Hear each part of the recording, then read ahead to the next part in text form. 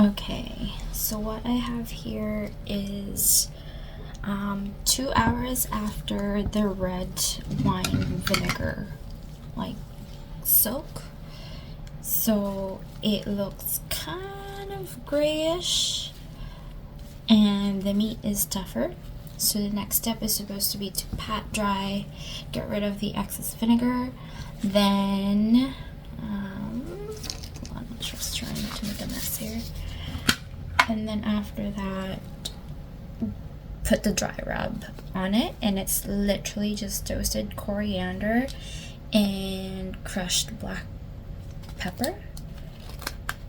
And I don't know if you've ever toasted coriander or ground them fresh. I use my trusty old blender here for practically everything, but it smells divine. So if you haven't done that before, go ahead and try it. It smells nutty, sweet, and it's really good. So Biltong is an African type jerky, but it's not jerky, but it looks like this. So my local butcher shop actually has them. The owner makes it himself, and it looks like this. Alright, and I was wondering why they encourage lean meat for jerky or biltong, and it's basically because fat goes bad really fast. It doesn't really preserve very well, apparently.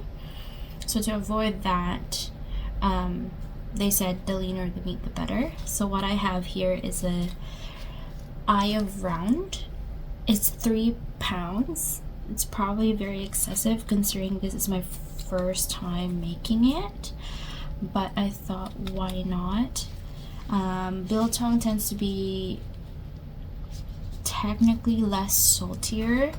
I did put this in a salt curing process for about 2.5 hours, and then after that it's been just, I did take off the excess salt and then did the vinegar and the vinegar process to make sure that there's no more bacteria that can grow on the meat. Not that it's not ever gonna happen.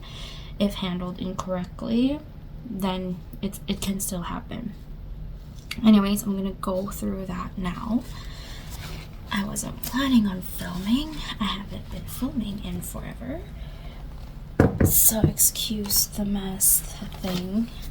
So after I do all that, I have these skewer majiggies that I made using chopsticks, and I'm gonna use it to basically hang the meat inside the oven to dry, just until I get a dehydrator later this week. Otherwise you can just leave it to dry in the oven, no heat, just as is, turned off. It would usually take about 6 to 7 days, because biltong is actually air dried as opposed to jerkies, which are heat dried. I mean, never made any before, and most of the time people do like dehydrator. It's safer if you're not good at curing things. I obviously should have just waited for the dehydrator, but I'm quite impatient, basically, is what I'm saying. So I'm doing this and it's using up all my dry rub, but what I'm going to do is some of the meat, I'm going to pat them together, basically, to share some of that rub, because otherwise it's just going to fall off. It's such a waste. So these long ones I did cut following the grain or the lines of the muscle fibers, and but I did 1, 2, 3, 4 going against the grain just to see. The one that I showed you from my local butcher shop, they did cut against the grain. I don't know if that was after drying process, but I'm supposed to pat the dry rub in, which I didn't do on the other two. I'm gonna do that right now.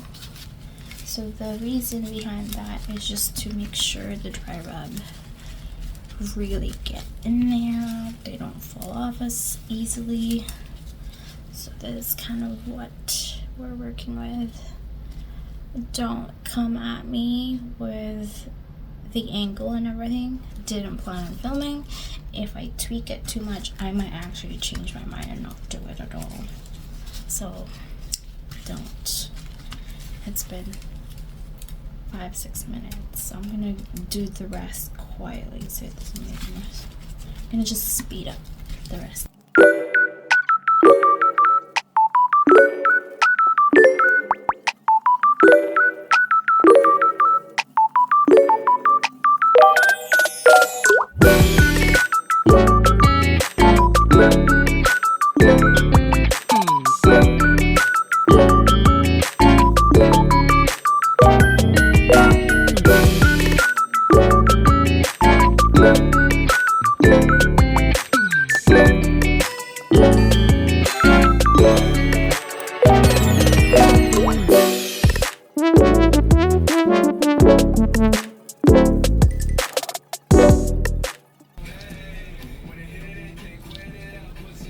So these are the shorter ones.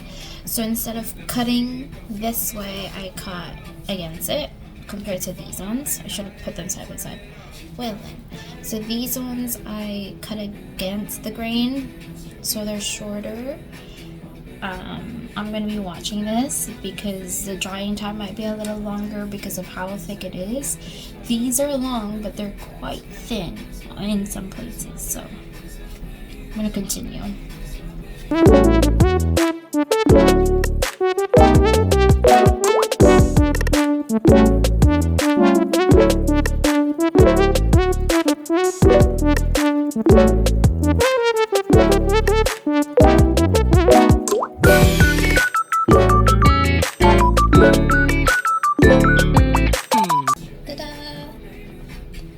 So these are the shorter ones, just a test,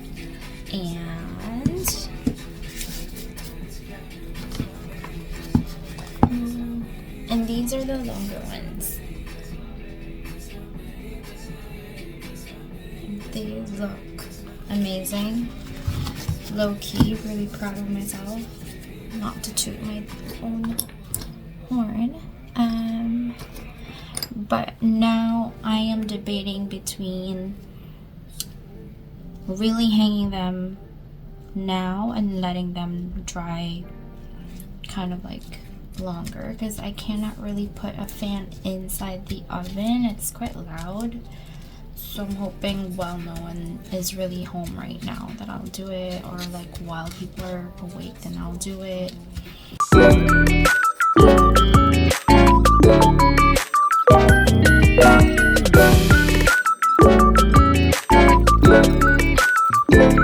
Apparently I'm going to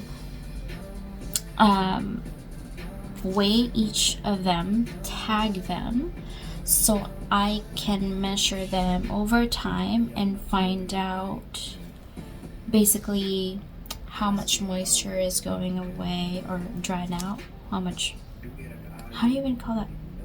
Anyways, ideally it would be about 50% dry or weight loss from the initial weight.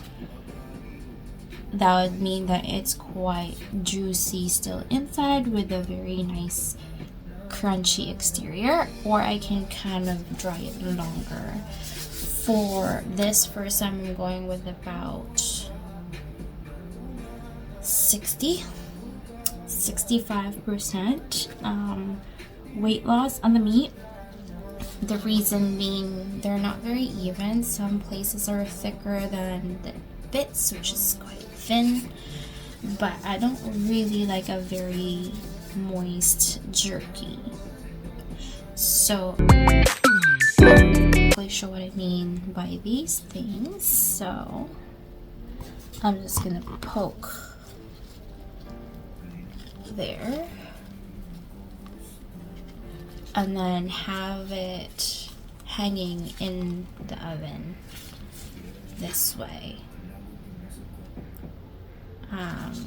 And that's gonna be how it's gonna look like in the oven. The idea is to give as much space in between each meat as possible.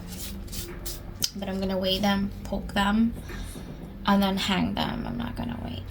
I got no time for that. So see you in a bit. I'll show you how it looks in the end.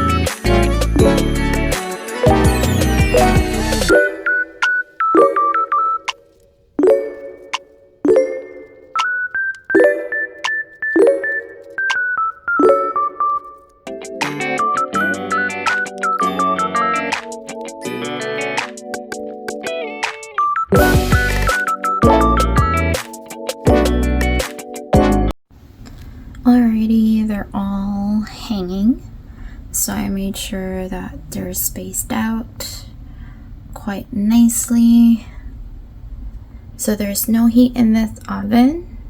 They're literally just here hiding, and they're gonna be air dried. Again, that's like the difference with jerky. They're heat dried, and for biltong, they're air dried after salt and vinegar curing.